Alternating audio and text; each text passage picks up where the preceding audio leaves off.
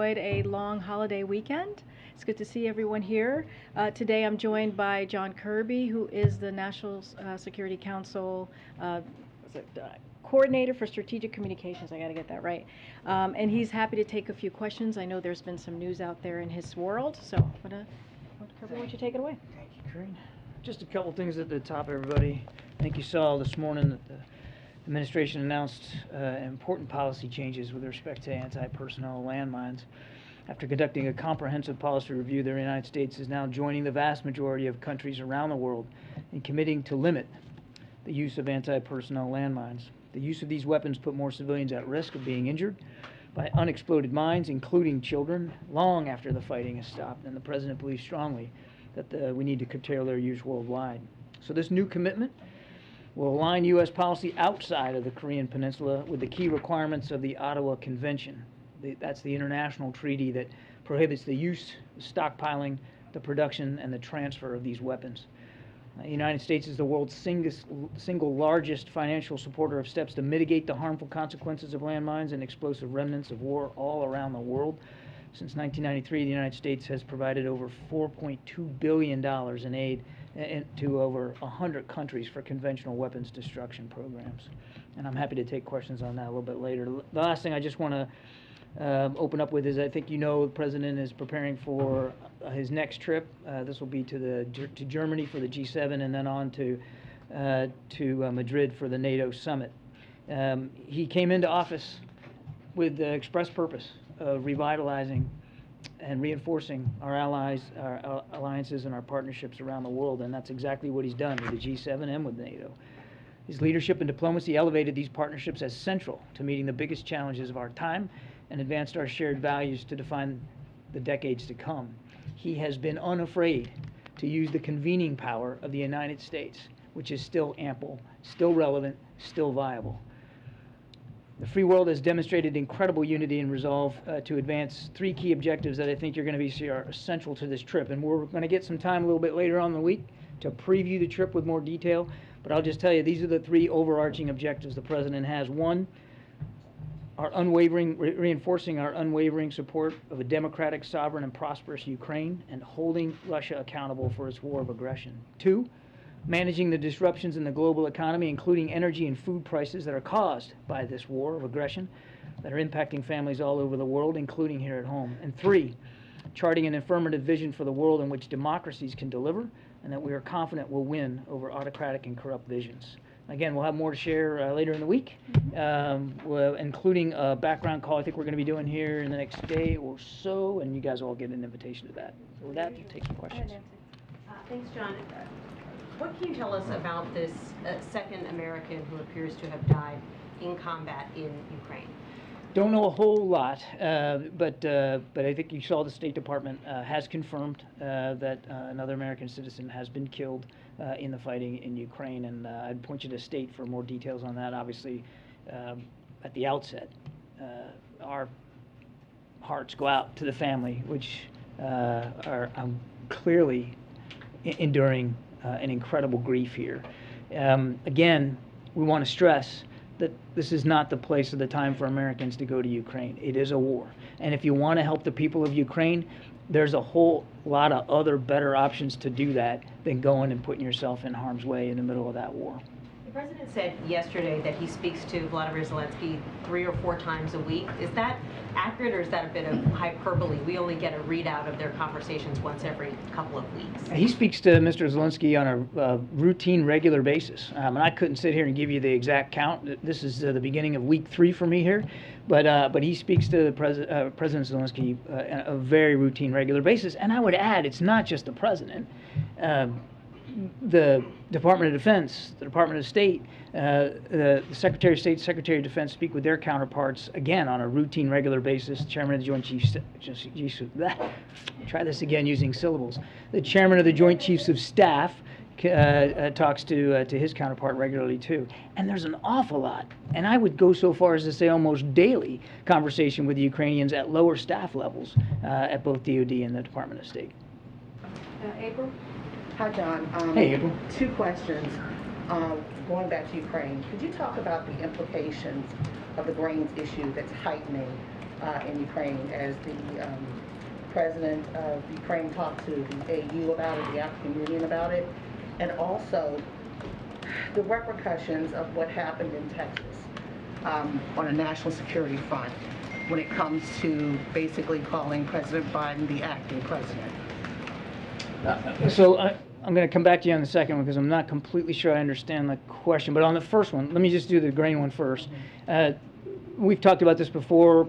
President Putin is, no kidding, weaponizing food.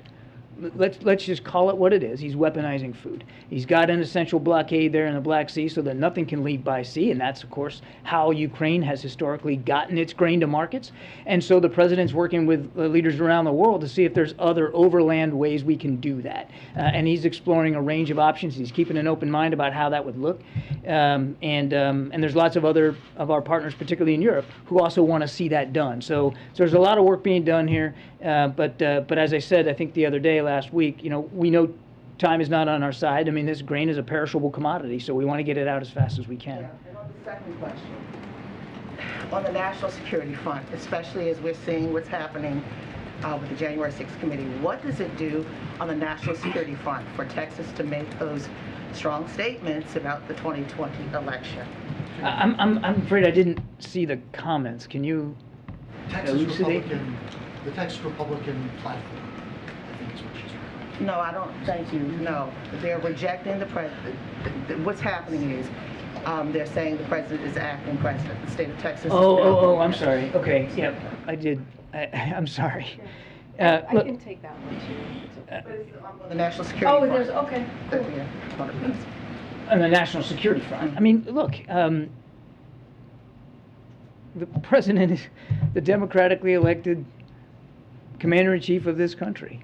And the men and women who serve in uniform understand that. And with the exception of what looks like a small number of Texas legislatures, the American people recognize that.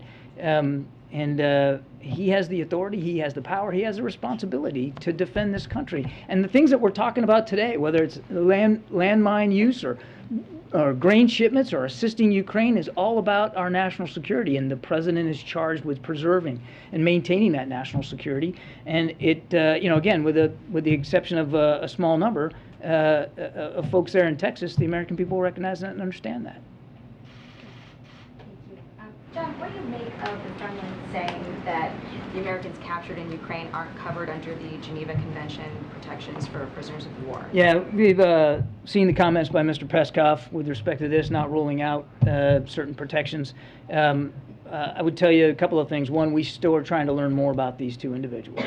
Okay. Number two, it's appalling that a public official in Russia would even suggest the death penalty for two American citizens that were in Ukraine. We're going to continue to try to learn what we can here about this, and again, stay in touch as much as we can with the families. If they're not afforded protections under the Geneva Convention, what's the course of action that you're thinking about? I don't think it'd be useful for us to get into hypotheticals right now, Jackie. I mean, we got more homework here to do, but I do think it's important for us to make it clear, totally appalling, for even the suggestion that result could be the outcome here for these two individuals. Hey, thanks, Karine. John, the Chinese have imported a record amount of oil from Russia, and the trade between the two countries is growing. What message do you have to the Chinese related to this? I think this is just a piece of China's willingness to continue to go along with Russia, and we're seeing this as yet another example of a growing collaboration between China and Russia with respect to Ukraine. We have, as we've said at the outset, called on China to be a responsible power here and to join the rest of the world in condemning what Russia has done in Ukraine and in enforcing sanctions against Russia for it. So it's just another example. And look, it's also another example of how global security really is interconnected. It's not just about security on the European continent. It's connected. What's happening in Ukraine, this is a perfect example of how it's connected to to national security, our national security interests, and those of allies and partners in the Indo-Pacific as well. But at what point do they rise to the level where they're breaking sanctions or pushing the line for those sanctions that the U.S. Would like to impose? Well, again, they haven't been participants in the sanction regime so far.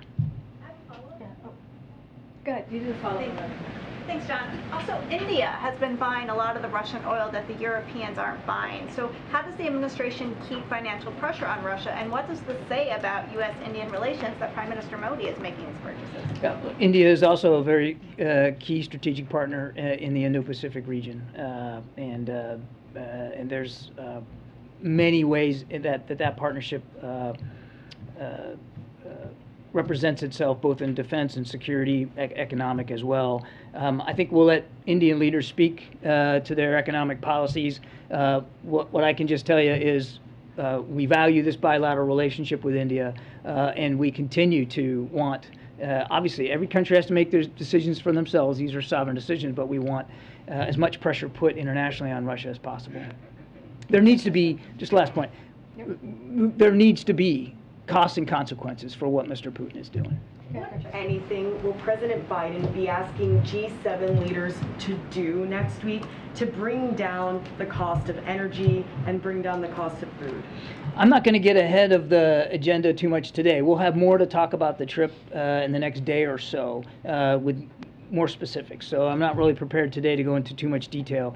But as I said in my opening comments, one of the objectives that the president has here for the G7 is to talk to international leaders inside the G7 about supply chain issues, food and fuel supply around the world, and try to minimize the pressures that it has put populations all over the world. But we'll have more a little bit later. Is there anything that you think that they can do working in coordination to prevent a global recession? I think leadership matters a lot here. Multilateral leadership matters a lot because this isn't just affecting the United States, it's affecting the whole world. And I know the president's looking forward to having discussions with world leaders about what together they can do, whether it's increased production or less, more capacity for refining, less dependence, and this is one of the reasons, the president is so committed to clean energy here in this country. That's one way of making us energy independent too. So advancing, it's also good for the climate. So there's an awful lot of cross-cutting objectives here. All right, just Russ, two a more. follow-up? Do you believe, John, the Peskov comments, obviously in coordination with Vladimir Putin, do you believe they're about more than the discrete facts involving these Americans, but a signal, a larger sort of tactical signal to the American president, to the government, about ways they can use American citizens as a part of this conflict? I gave up a long time ago trying to get inside Mr. Peskov's head, certainly Mr. Putin's. It's hard to know with great accuracy the answer to your question. But either way, it's equally alarming.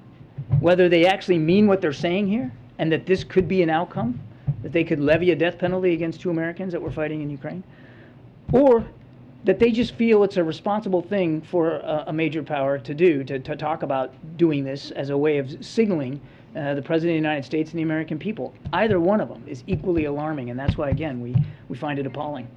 Yeah, go ahead. Thank you.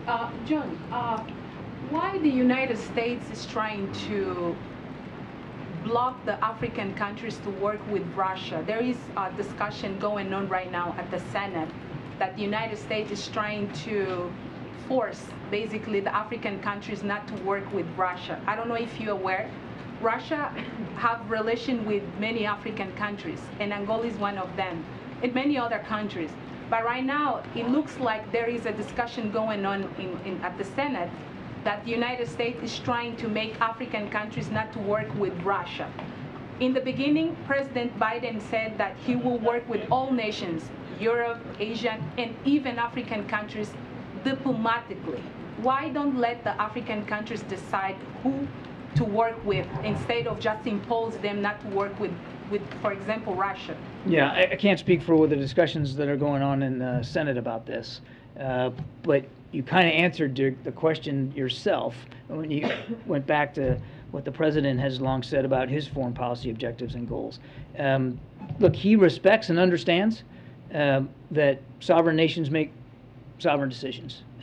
Sovereign nations get to decide who they're going to associate with or who they're not going to associate with.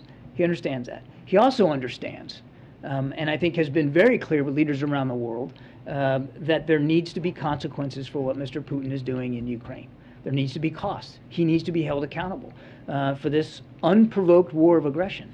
And so it's difficult for him to look at countries around the world who might be willing not to impose those consequences, who might be looking for ways to reward Mr. Putin for what he's doing in Ukraine. So it's a principled... Forcing countries not to work with Russia? This isn't about, ma'am? Them decide. No, ma'am, this is not about forcing. And again, I can't speak to the language you're talking about from the Senate. This isn't about forcing anybody. It's about standing up for a principle. The principle here is the principle of sovereignty. So it cuts both ways. You know, obviously sovereign nations need to be able to make their own decisions. The president understands that. That's why, you know, when we were talking about whether Ukraine would or wouldn't join NATO, it's not up to Mr. Putin to get a veto on that. Sovereign nations have to make that decision, and so does the NATO alliance. He understands the sovereign decisions that nations in Africa have to make. But he also believes and stands strongly on the principle that Mr. Putin needs to suffer consequences for this war of aggression, consequences around the world as well. And so he doesn't believe that it's in the interests of what's going on in Ukraine or European security, for that matter, for Mr. Putin to be able to get off scot-free here. And when the president will travel to Africa, John, he traveled to Europe, Asia, but not Africa. When? I don't have a trip announcement to make today. Mr. Kirby, is the president tracking the situation in Ethiopia? Yes, he is. And also on the billions of dollars that have flown to Ukraine, how much of that money has gone to gun manufacturers in the U.S.? How much money has gone to... $40 billion. Are you talking about the money? Ukraine, the money that we are approved to Ukraine. How much of that money has gone to gun manufacturers here in the U.S.? Okay, if you mean defense contractors, we can give you that, and we can have somebody get you the amount of contracts that are going to be or are being let under the Ukraine Security Assistance Initiative. This is for defense articles, weapons and systems that Ukraine needs.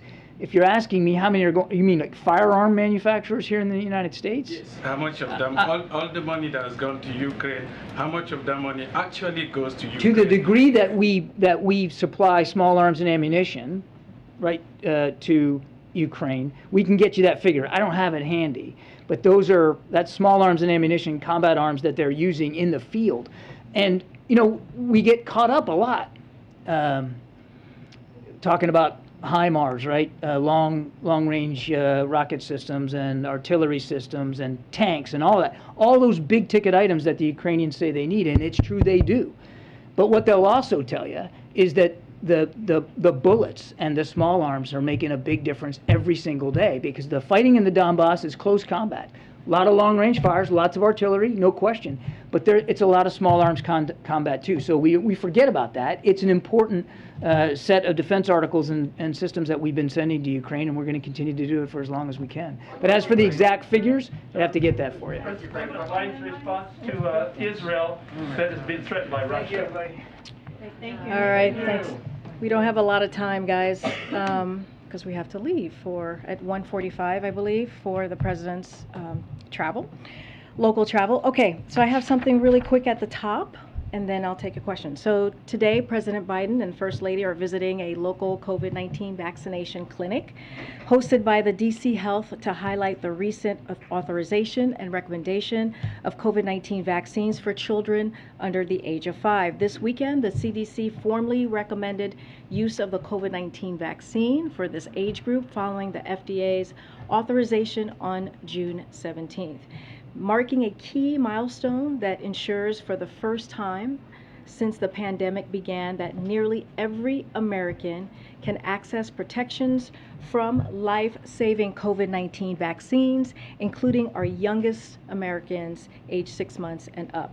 Following the visit, the president will deliver remarks at the White House on COVID-19 vaccines for children under 5 and the historic progress the country has made in fighting COVID-19 with safe, effective vaccines available virtually to all Americans. Go ahead, Josh. Thanks, Karine. Two subject areas, since I know we're going fast by 1:40. What data is President Biden looking at for the gas tax holiday, and is he expecting congressional support in state-level action? Well, to take your second question first, as you know, the president said he's going to make a decision about this by the end of this week. The way we see it is there would be congressional action. Congress would need to take action. To your first question, the president's looking at an array of options to figure out how he's going to help give relief to the American public, especially as they are looking at gas prices at the pump. This is a #1 priority for the president. He's looking at an array of options. We don't have anything specific for you to share with you at this time. And then secondly, real fast, what is President Biden's reaction to Texas authorities saying the police response to Uvalde was an abject failure and that the gunman, in theory, could have been stopped within 3 minutes? You know, this is something that the president has talked about this very deeply. It is very the actions that we have seen and the reports that we have seen is deeply concerning. The president has said that. As you know, DOJ is doing a review. We're going to leave it to their findings and their review before we'll say anything more. But it is deeply disturbing to hear the reports on what happened on the ground on that day. Okay. On the issue of the federal gas tax, has the White House started reaching out to Congress yet on this, working with members to try and get them on board with this? Because as you know, you would of course need their approval for any suspension. Absolutely. We would definitely, as I said, need Congress to act on this. I can't lay out, I don't have anything to lay out on any outreach that we've made to Congress. The president, as you all know, understands the stress that the American public is feeling across the country. This is why he has taken action himself when it comes to tapping the Strategic Petroleum Reserve, a historic amount of oil, 1 million of barrels of oil a day, I should say, just to be exact, and also getting his partners to do 240 million barrels as well. There's the ethanol 15, as he has been able to make sure that we give relief to thousands of Americans across the country. So this is something that has been a complete priority for the president. I don't have anything specific to lay out about meetings coming up or meetings that have happened. And the president said he's not planning to sit down with any oil and gas CEOs as he makes this decision. Why not?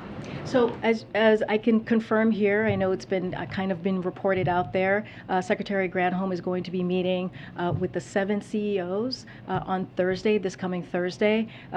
That's the first step that he wanted to make sure happened. Remember, our goal is to make sure that we have a sit-down conversation where we come up with solutions, that we work with the CEOs and figure out what else that we can do to move that capacity forward. So the meeting is happening on Thursday with Secretary Granholm, and she's going to sit down with the CEOs, and hopefully we have some solutions that come out of the meeting. The first step is but the president's not ruling out meeting with them. No, the president spoke to this himself yesterday, which is like he's not going to be meeting with the CEOs. I'll let that stand and speak for himself. The way that we view this is, what I mean by first step is they're going to sit down, have a conversation. The second step is coming up with solutions and ideas. The president said last week that there's no inevitability around a recession, but there is a greater deal of market concern about exactly that. And I know that inflation is your #1 concern, but can you talk a little bit about if you're doing anything at all to prevent a recession or a rise in unemployment? So the way that we see this, and you've heard us talk about this, that we're in a moment of transition. We have seen we are in a unique situation with the historical gains with our economy. The way that we see it is unemployment rate has held steady at 3.6, which is also near historic lows. Business investment remains strong. Household balance sheets remain strong. There was an analysis that came out recently that showed middle-class Americans had an additional $10,000 in savings then before the pandemic. Another analysis found that all income groups had higher checking account balances at the the end of March than they had pre-pandemic.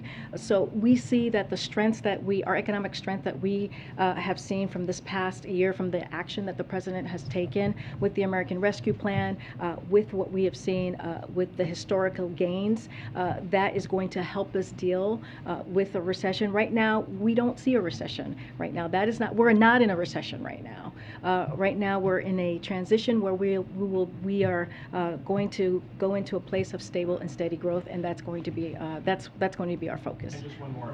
AAA was out with a report today saying that there's going to be a record number of people driving for the 4th of July holiday, and I'm wondering what that tells you about whether inflation is in fact the top concern for the American people, and whether there's a role for conservation to play given the extreme demands on energy supplies right now. Well, say a little bit more. You're saying Americans are happy, it would seem, to go out I see what you're and saying. to pay as much money as gas costs to go on vacation and do all of the things that they would normally do. In fact, more so than in the past. So what do you think about that? And do you think it's appropriate given the constraints on energy supplies globally right now? Look, Americans are going to do what they feel is right for themselves and for their family. That's not something for us to make a judgment on. I think what we're seeing right now is, we've been in a pandemic for some time, and I think Americans are feeling as if this summer it's time to get out and go visit families, and I think that's a reaction that we're seeing there. But I have to say, a lot of that is thankful to the president and the work that he has done to make sure that more than 220 million people are fully vaccinated. That matters. Today he's going to visit a COVID health center where we are going to be able to vaccinate our youngest among us, which is the 0 to 5. That's about 18 million young people, which is a lot of that work is due because of what the president has been able to do, and the American Rescue Plan, and the vaccination strategy that he put forward the moment that he walked into this administration. Look, it's not for me to say what Americans can do or can't do, but I do think this is kind of the pendulum swinging as we are more people are vaccinated and more folks are feeling more comfortable and more safe to get out there. Okay. And I'll go to the back in a second. Go ahead. Thanks, Karine. What kind of visibility does the administration have into the, quote, logistical error that prevented Brittany Griner, who's being held in Russia, from speaking by phone with her wife? And how is a mistake like that acceptable given kind of the stakes at this moment? So this was an unfortunate mistake. And the Department of State is working to rectify this as quickly as possible. From what I understand, there is a phone interview has been scheduled. I'm not going to speak to when. That is up to Brittany Griner's partner to decide, her wife, to decide if they want to make that public. Anything else, I would defer you to the State Department. And does Brittany Griner's wife talked about meeting with the president, or her desire to meet with the president? Is that something that's on the table or an option at this point? I don't have anything to share about, we don't have anything to share about a potential phone conversation or a meeting. What I can say is that the State Department has been in regular touch with Mrs. Griner. She's also spoken to Secretary Blinken, which we have mentioned before. This is certainly any American that is held abroad is a priority for this president. We've spoken to that, and we will do everything that we can to bring them home. I'm going to go to the Roe v. Wade. Hold on a second. I'm trying to go to somebody. I haven't gone yet. Go ahead. Thanks, Karine. So in these deliberations about the gas tax, does the president have concerns about, what are his concerns about endorsing such an idea? Endorsing gas tax? Congressional action on a gas tax holiday. Are there concerns that he has about doing that? I mean, the president has been very clear in making sure that he does everything that he can to alleviate the pain that American families are feeling when it comes to gas prices. He said all options are on the table. He has not he said himself, just to reiterate what he said yesterday, he has not made a decision on this. He'll have something more by the end of the week. But this is about making sure that we deliver for the American people as it relates to gases, as it relates to increase in cost. And so, we have said this from day one, all options are on the table. What are the drawbacks that he sees? And does he think an endorsement could help Republicans get on board if it requires? What I'm saying is I'm not going to get ahead of the president right now. He has not. We have not laid out this decision. Once we have, I'm happy to have that conversation right here or in my office, however you wish. But right now, all options are on the table. He's going to do everything that he can to make sure he relieves some pain and some pressure that the Americans are feeling at the pump. Question, I want to hear, please. Oh my gosh. Go ahead. Does the president have any thoughts on the Colombian elections this weekend, and does he have any plans to speak to the president-elect? I don't have any calls to read out to you at this time. The United States congratulates the people of Colombia on a free and fair election. The president looks forward to working with President-elect Petro and to advance the U.S.-Colombia relationship and tackle key issues together, including climate change, building more fair and resilient economies, security, and more. I don't have a call to read out at this point or to announce at this point. When it comes to the federal gas tax, former President Obama has called it a gimmick back when it was being considered during his administration. A number of Republican and Democratic congressional leaders over the years have said the same thing. It saves people a couple of dollars when they fill up, but it decimates the highway trust fund. Why is it suddenly on the table for this president when it seemed like it was an idea that the White House had sort of set to the side for months? Well, the president has always said all options are on the table. This is one of those options. He was asked a question yesterday and he answered it. I don't want to get ahead of the president. We don't have anything to announce at this time. Once we do, we will, and be happy to answer all the questions around that decision once and if he makes that decision. But again, he has said, he has been very clear, he wants to make sure that he is, dealing with what the Americans are facing at the pump, which is high prices due to inflation, due to part of it is the pandemic, part of it is Putin's war on Ukraine and the Putin's tax hike. So he wants to do everything that he can to make sure that we are answering those calls of trying to lower the cost. Thanks. Yeah. Okay, that's it. Okay. Well, thank you guys. How about? Well, I actually have to go with him today, so I can't stay. But I'll take one more question. I'll take a question. Phil, I know you had you had a question? No? Oh, you're passing. You're passing. Okay. Okay, go ahead. Go ahead. The White House intends to issue a rule on reducing nicotine levels in cigarettes, and if so, can you give us some details about that? I'm not going to comment on any leak information. I have no final decision to preview at this time, but what I can say is one of the president's key unity agenda item is ending cancer as we know it, including by reigniting the Cancer Moonshot Initiative. Already have been steps from the FDA to address the impact other tobacco products like methanol and flavored cigars have on the American people, as I mentioned here before. And I will take this opportunity to remind everyone that what the Office of Management and Budget regulatory agenda is and is not.